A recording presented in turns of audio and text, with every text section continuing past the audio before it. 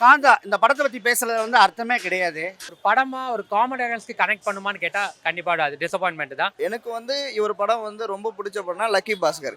இந்த படத்துக்கு அதை கம்பேர் பண்ணும்போது அந்த படத்தை இது கம்பேர் பண்ணா ஒண்ணுமே இல்லை தான். மகாநதி வந்துச்சு இல்லையா, அதுவும் அந்த காலத்தோட ஆக்டரோட ஐ மீன் லைக் ஆக்ட்ரஸோட கதை தான். இது என்னால் ஈஸியாக கனெக்ட் ஆக முடிஞ்சிச்சு. பட் இந்த மூவி என்னால் ஈஸியாக கனெக்ட் ஆக முடியல. ஓடிடியில் வந்தோன்னா ஐயோ இந்த படத்தை மிஸ் பண்ணிட்டோமேன்னு சொல்லிட்டு ஓடிடியில் வந்தாது கொண்டாடுறதை விட்டுட்டு நேரில் வந்து பார்த்து ஃப்ராங்காக சொல்லனா என்னால் படத்தோட கனெக்ட் ஆக முடியல இந்த வாட்டி. ஏன்னா லைக் ஃபார் இன்ஸ்டன்ஸ் மகாநதி வந்துச்சு இல்லையா, அதுவும் அந்த காலத்தோட ஆக்டரோட ஐ மீன் லைக் ஆக்ட்ரஸோட கதை தான். இது என்னால் ஈஸியாக கனெக்ட் ஆக முடிஞ்சிச்சு. பட் இந்த மூவி என்னால் ஈஸியாக கனெக்ட் ஆக முடியல. மேபி இது வந்து அவங்களுக்கும் முன்னாடி வந்த காலத்தில் வந்த ஒரு அவங்களோட மூவி அப்படிங்கிறனால என்னால் கனெக்ட் ஆக முடியலையோ அப்படின்ற ஒரு feel. But acting wise Dulquer Salmaan sir, Samuthirakani sir, அவங்க அந்த ஹீரோயின் அவங்க எல்லாருமே எக்ஸலண்ட்டாக பண்ணியிருந்தாங்க. இன்ட்ரெஸ்டிங்னு சொல்லறதுக்கு எதுவும் இல்லை. மேபி இந்த போக முடியல. பட் இந்த ஜென்ரலாக வந்து இந்த த்ரில்லிங்ன்றனே இன்வெஸ்டிகேஷன் ஸ்டோரிஸ் பிடிச்சவங்களுக்கு செகண்ட் ஹாஃப் மேபி பிடிச்சிருக்கலாம். அதுவும் மேபி தான், நாட் ஷியோர். மேக்கிங்காக பர்ஃபார்மன்ஸாக படம் செம்ம படம் தலை. கண்டிப்பாக படம் எடுக்கணும்னு நினைக்கிறவங்க, அந்த சினிமா பற்றி வரும் இந்த சினிஃபிலிஸ்ட்லாம் அந்த படம் கண்டிப்பாக பிடிக்கும். தரமான படம். ஆனால் அதை தாண்டி ஒரு படமாக ஒரு காமெடி ஆடியன்ஸ்க்கு கனெக்ட் பண்ணுமான்னு கேட்டால் கண்டிப்பாக அது டிசப்பாயின்மெண்ட் தான். ஏன்னா ஒரு என்டர்டைன் பண்ணணும் அப்படின்னு ஒரு படம் வரும்போது நிறைய விஷயம் ஆல்ரெடி நம்மளுக்கு ஃபர்ஸ்ட் ஹாஃப்லேயே தெரிஞ்சுது. என்ன பாயிண்ட்டு, இது எதை நோக்கி போகுதுன்னு ஆல்மோஸ்ட் தெரியும். செகண்ட் ஹாஃப்லுமே நம்மளுக்கு ரிவீல் ஆகிறனால பெருசாக எக்ஸைட்மெண்ட் இல்லை. எதை நோக்கி போகுதுன்ற ஒரு விஷயமே நம்மளுக்கு புரியாதனால எப்படா முடிப்பாங்கன்ற மாதிரி ஒரு டிசப்பாயின்மெண்ட் ஆயிடுச்சு. ஆமாம், அது எதுவுமே இல்லை. மேக்கிங்காக பெர்ஃபார்மன்ஸாக பார்த்தீங்கன்னா மிரட்டி விட்ருக்காங்க. சமுத்திரகனி, ராணா டகுபாட்டி, துல்கர்லாம் மிரட்டி விட்டாங்க, ஹீரோயின் முதற்கொண்டு. ஆனால் அதை தாண்டி ஒரு படம் நம்மளை கனெக்ட் பண்ணணும்ல, அது எங்கேயுமே கனெக்ட் ஆகலை. அது பெரிய டிசப்பாயின்மெண்ட் தான். அதுவே அதிகம், 2.5 மணி நேரமே இதெல்லாம் அதிகம். அதனால சொல்கிறேன், செகண்ட் ஹாஃப்லாம் நம்மளை இழுன்னு முடிக்க வேண்டிய நேரத்துலையும் தாண்டி போயிட்டாங்க. ஸோ நம்மளுக்கு அது ஒரு மாதிரி ரொம்ப லேக் அடிச்சிச்சு. செகண்ட் ஹாஃப்லாம் பயங்கர லேகு. நம்மளுக்கு தெரியும் என்ன நடக்குதுன்னு, நம்மளுக்கு தெரியும். தெரிஞ்சதுக்கப்புறம் எவ்வளோ நேரம் பார்க்குற மாதிரியே நம்மளுக்கு அது எக்ஸைட்மெண்ட்டே இருக்காது அதில். ஸோ ஆமாம், புரியலன்னு இல்லை, புரியுது, ஆல்ரெடி புரிஞ்சு. ஆமாம், ரொம்ப பொறுமையாக சொல்லிச்சுது. நம்மளுக்குலாம் ஒர்க் அவுட் ஆகலை. பர்ஃபார்மன்ஸ்லாம் மிரட்டி விட்டாங்கயா. துல்கராக இருக்கட்டும், சமுத்திரகனியாக இருக்கட்டும், ராணாலாம் செகண்ட் ஹாஃப் ஃபுல்லாக ராணா தான்.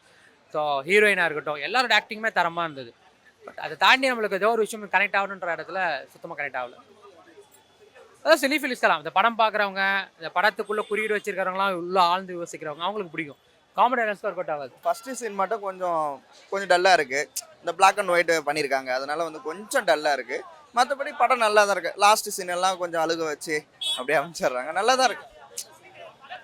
ஓகே, சினிமாவை பற்றின ஒரு கதை ஓகே தான், புரிஞ்சவங்களுக்கு புரியும், என்ன மாதிரி ஆட்களுக்கு கனெக்ட் ஆகும். அதான் சினிமாவை பற்றி தெரிஞ்சவங்களுக்கு கனெக்ட் ஆகும். பட் நார்மலாக மூவின்னு போகிறவங்களுக்கு ஓகே, என்டர்டைன்மெண்ட்டுக்காக போகிறவங்களுக்கு ஓகே தான். எதுவும் பெருசாக குறை சொல்கிற அளவுக்கு ஒன்றும் இல்லை, நல்லா தான் இருக்குது படம். அதாவது எனக்கு வந்து இவர் படம் வந்து ரொம்ப பிடிச்ச படம்னா லக்கி பாஸ்கர். இந்த படத்துக்கு அதை கம்பேர் பண்ணும்போது அந்த படத்தை இது கம்பேர் பண்ணால் ஒன்றுமே இல்லை தான். லக்கி பாஸ்கர் வந்து எனக்கு ரொம்ப பிடிச்சது. அந்த படத்துக்காக தான் வந்த ஃபஸ்ட்டு ஷோ. பட் ஆனால் வந்து இது வந்து இல்லை தான், அவ்வளோதான். ஆக்டிங் நல்லா. துல்கர் சல்மான் ஆக்டிங் சொல்லவே வேணாம். சீதாராமன் படத்துலலாம் அவ்வளோ நல்லா பண்ணியிருந்தாரு. இதில் வந்து கொஞ்சம் ஹீரோயினிங் ஆக்டிங் நல்லா இருக்கும். ஹீரோயின் இப்போ தான் போனாங்களே, பார்த்துருப்பீங்களே, இப்போ தான் போனாங்களே, அவங்கள உள்ளே வந்திருந்தாங்க. நல்லா தான் இருக்குது ஹீரோயின் ஆக்டிங்கு. அதாவது இந்த சினிமா ஃபீல்டை பொறுத்த நடிப்பை பொறுத்தளவுக்கு நல்லா பண்ணியிருக்காங்க. அது நல்லா தான் இருக்குது. ஓவராலாக சூப்பராக இருக்குது. நல்ல படம் தான், நல்லா இருந்துச்சு. ஆக்டிங் நல்லா இருந்துச்சு. அதை தாண்டி எது நல்லா இருந்துச்சுன்னு பார்த்தீங்கன்னா, ஸ்க்ரீன் ப்ளே கொஞ்சம் ஸ்லோவாக இருந்தாலும் உங்களுக்கு லேகிங் எங்கேயும் தெரியல. ஸ்லோக்கும் லேக்கும் வித்தியாசம் இருக்குது. ஸ்லோ இருக்குது, பட் லேக்னஸ் இல்லை. படம் நல்லா இருக்குது, பொறுமையாக பார்க்கலாம். லேக் இல்லை, ஸ்லோ தான். ஸ்லோக்கும் லேக் வித்தியாசம் இருக்குது. லேக்னா அப்படி தங்கிடும். ஸ்லோனா வந்துட்டு மெதுவாக போகிறது. மெதுவாக போச்சு. நீங்கள் அந்த ஜோனுக்குள்ளே போயிட்டீங்கன்னா அந்த படத்தோடய ட்ராவல் பண்ணுற மாதிரி இருந்துச்சு. எல்லாரோட பெர்ஃபார்மன்ஸும் நல்லா இருந்துச்சு. பர்டிகுலராக எல்லாருமே டிக்யூ, பாக்யஸ்ரீ சொல்லுவாங்க. பட் எனக்கு பர்சனலாக ராணாவோட ஆக்டிங் ரொம்ப பிடிச்சிருந்துச்சு. ஒருத்தர் தான் வச்சுக்கோங்களேன். ஏன்னா அவங்க அந்த ஸ்டேஜை செட் பண்ணுறாங்க. அந்த ஹீரோயின் ஏன் வந்துட்டு அவர் லைஃப்பில் அவ்வளோ இம்பார்ட்டண்ட்டு எல்லாம் செட் பண்ணிட்டு அதுக்கப்புறம் தான் கதையை கொண்டு போகிறாங்க. அந்த 2.25 மணி நேரம் தேவை தான் இந்த படத்துக்கு. ஃபர்ஸ்ட் ஹாஃப் நல்லா இருந்துச்சு. ஃபர்ஸ்ட் ஹாஃப் தான் வந்துட்டு உங்களுக்கு பேஸ்மெண்ட்டே, அந்த பேஸ்மெண்ட் இருந்தால் தான் உங்களுக்கு செகண்ட் ஹாஃபே. நீங்கள் வந்துட்டு பேஸ்மெண்ட்டே போடாமல் செகண்ட் ஹாஃப் இருந்தால் படம் நல்லா இருந்திருக்காது. நல்லா இருந்துச்சு படம். நான் எக்ஸ்பெக்டேஷன்லாம் வரலண்ணே. படம் வந்திருக்குன்னு வந்தேன். அந்த அளவு எனக்கு சாட்டிஸ்ஃபேக்ஷன் ஆயிருக்கு. புரியல. கதை உள்ள போக முடிஞ்சுண்ணே. ஒரு சில இதெல்லாம் நல்லா இருந்துச்சு. மெயினாக சொல்கிறது வந்து ஈகோ கிளாஷ். அவங்க மேலே என்ன ஈகோ, நம்ம பேசுகிறத அந்தந்த விஷயத்த பேசி பண்ணிட்டா முடிஞ்சிடும். அதுக்கப்புறம் அரைகுறையாக கேட்டுட்டு நம்ம செய்கிற விஷயம் வந்து பின்னாடி ஒரு பெரிய தப்புல போய் முடியும். அதை வந்து ஒரு விஷயத்த கேட்டால் ஃபுல்லாக கேட்டுட்டு பண்ணலாம். அது மாதிரி கண்டிப்பாக 3 hours மாதிரி எங்களுக்கு தெரியல. போனவொடனே முடிஞ்ச மாதிரி தான் இருந்துச்சு. ஆமாம், துல்கர் வந்து அவருக்கு அண்ணனுக்கு ஒரு ஹேட்ஸ் ஆஃப். அதே மாதிரி சமுத்திரக்கனி அண்ணனுக்கும் ஒரு ஹேட்ஸ் ஆஃப். 2 பேருமே ஈக்குவலாக நடிச்சிருக்காங்க. ஹீரோயினுக்கு வந்து ஃபஸ்ட்டு படம் இது, அவங்களும் நல்லா பண்ணியிருக்காங்க. ஸ்க்ரீன் மைண்ட் செட்னா நல்ல படம் பார்க்கலான்னா வரலாம் ப்ரோ. இப்போ இதை மிஸ் பண்ணிவிட்டு ஓடிடியில் வந்தோன்னா ஐயோ இந்த படத்தை மிஸ் பண்ணிட்டோமேன்னு சொல்லிட்டு ஓடிடியில் வந்தால் அது கொண்டாடுறதை விட்டுட்டு காந்தா இந்த படத்தை பற்றி பேசுறது வந்து அர்த்தமே கிடையாது. ஏன்னா இந்த படம் ஒரு மாசான படமாக கிடையாது. இந்த படம் ஒரு கிளாஸான படம். முழுக்க முழுக்க முழுக்க முழுக்க 3 மணி நேரம் நம்மளை உட்கார வச்சது யாருன்னா 3 கேரக்டர். ஒன்று வந்து பார்த்தீங்கன்னா பாக்கியலட்சுமி போஸ்டரு, இன்னொன்று பார்த்தீங்கன்னா சமுத்திரகனி, 3வது டிக்யூ துல்கர் சல்மான். பின்னிருக்கானுங்க, எப்படி சொல்கிறது, அதாவது ஒருத்தெல்லாம் பார்த்தீங்கன்னா சும்மா ஒரு ரீல்ஸை போட்டு நடிப்பாரக்கணுங்கிறது ஒரு இது. இந்த மாதிரி பண்ணுங்க மத்தியில், இந்த மாதிரி பசங்களுக்கு மத்தியில் வந்து ஒரு அருமையான ஒரு நிஜ வாழ்க்கையாக வாழ்ந்திருக்காப்புல நம்ம துல்கர் சல்மான். ஏன்னா அந்தளவுக்கு தத்ரூபம் நடிச்சிருக்காப்புல. அவருடைய கேரியர் பெஸ்ட் இந்த படம். நீங்கள் யாராவது டிக்யூ ஃபேனாக இருந்துச்சுன்னா தயவுசெய்து இந்த படத்தை ஒரு தடவை பாருங்கள். நடிக்க போகிறவனும் சரி, நடிச்சுக்கிட்டு இருக்கவனும் சரி, தயவுசெய்து ஈவன் எல்லாருமே நம்ம தமிழ்நாட்டில் உள்ள நம்பர் 1 ஆர்டிஸ்ட்லேருந்து கடைக்கோடியில் உள்ள ஒரு அட்மாஸ்பியர் ஆர்டிஸ்ட் வர இந்த படத்தை பார்க்கணும். ஏன்னா நடிப்புனா என்னன்றதை சொல்லி தந்திருக்காப்புல, கலக்கிட்டாப்புல. ஜென்ரல் ஆடியன்ஸாக வந்து கண்டிப்பாக நான் சொல்கிறேன், அவங்களுக்கு உள்ள சில விஷயங்கள்லாம் குறையும். ஏன்னா இது ஒரு ஆர்ட் ஃபிலிம் இதில் போயிட்டுருக்கு. ஃபர்ஸ்ட் ஹாஃபை பொறுத்தவரை ஜென்ரல் ஆடியன்ஸ்க்கு ரொம்பவே பிடிக்கும். செகண்ட் ஹாஃப் பொறுத்தவரை சின்ன சின்ன லேக் இருக்கிறதுனால வந்து படம் வந்து ஒரு அபவ் ஆவரேஜ் படம். ஆனால் கண்டிப்பாக ஒர்த்து வாட்சிங், கொடுத்த காசுக்கு வர்த்து. இல்லை ஏன் இந்த படம் புரியலைன்னா, இது வந்து எம்கேடி தியாகராஜ பாகவதரோட ஹிஸ்ட்ரி தான், வாழ்க்கை வரலாறு தான் எடுத்திருக்காங்க. ஆனால் அவங்க வாழ்க்கை வரலாறு காட்டுறேன்னு சொல்லிட்டு அவங்களோட வாழ்க்கை வரலாறு கொஞ்சம் மாற்றி அமைச்சிருக்காங்க. ஏன்னா எம்கேடி தியாகராஜன் வந்து பாகவதர் வந்து லட்சுமிகாந்தன் கொலை வழக்கில் தான் ஜெயிலுக்கு போயிருப்பார். அவர் ஜெயிலுக்கு போய் ஒரு 3 தண்டனை அனுபவிச்சுட்டு வந்தார். அவர் தண்டனை அனுபவிச்சுட்டு வெளியில் வரும்போது அந்த 3 வருஷம் ஹரிதாஸ் படம் தேட்டரில் ஓடினே இருந்தது. ஸோ அந்த கொலை வழக்கெல்லாம் மாற்றிருக்காங்க.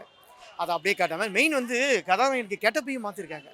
ஏன்னா எம்கேடி தியாகராஜன் முடியை படிஞ்சு வாரி ஒரு மாதிரி பொட்டு வச்சுருப்பார். ஆமாம், இதில் வந்து எம்ஜிஆர் மாதிரி இருக்குது.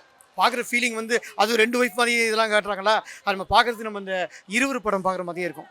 20 படம் பார்க்குற மாதிரி இருக்கும். துல்கர் சல்மா யாரை மாதிரி அழகாக இருக்காங்கன்னா, நம்ம தலைவின்னு ஒரு படம் வந்து பார்த்திங்கன்னா அரவிந்த் சாமி நடிச்சிருப்பார். அவரை பார்க்குற மாதிரி தான் இருக்குது அந்த வெள்ளை வெஸ்டியை காட்டுறதுக்கு. நான் ஏன் எம்கேடி தியாகராஜா பற்றி பாகவதர் இவ்வளோ கேட்டால் சொல்கிறேன்னா, ஹரிதாஸ் படம் 3 வருஷம் வச்சு பார்த்தீங்களா, அந்த ஹரிதாஸ் படம் ஓடினது கதை வசனம் எங்கள் தாத்தா தான், அவங்க பேரன் தான் நான். ஓகேங்களா. ஸோ வந்து அதனால தான் இந்த இதில் கண்டிப்பாக பதிவு பண்ணணும். ஜென்ரல் ஆடியன்ஸ் அதான் சார், அவங்களுக்கு கதை தெரியாது. இந்த கதை இப்போ இருக்க 2K கிட்ஸ்க்குலாம் இந்த கதை தெரியுமா தெரியாது.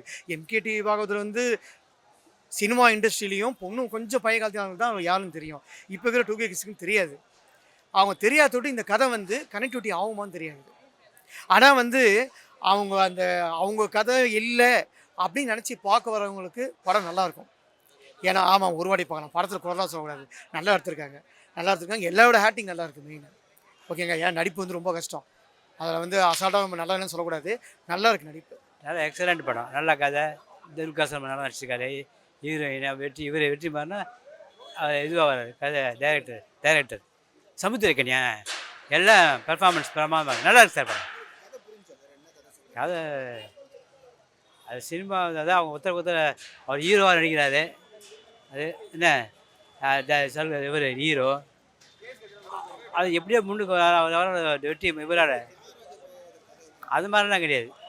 அது எப்படி நான் அதை திங்க் பண்ணி பார்க்க மாட்டேன். படம் நல்லா இருக்கு சார், நல்லா போடுது, நல்லா பண்ணியிருக்காரு. எனக்கு ரொம்ப பிடிச்சிருக்கு ஆக்டிங். காமன் ஒரு எக்ஸ்பீரியன்ஸ் ஆக்டர் மாதிரி நல்லா பண்ணியிருக்காரு. இது நல்லா பண்ணிச்சு. காமன் இதுவாக இருக்காங்க, நல்லா இருக்காங்க. Handsome hero, beautiful heroine. Thank you sir.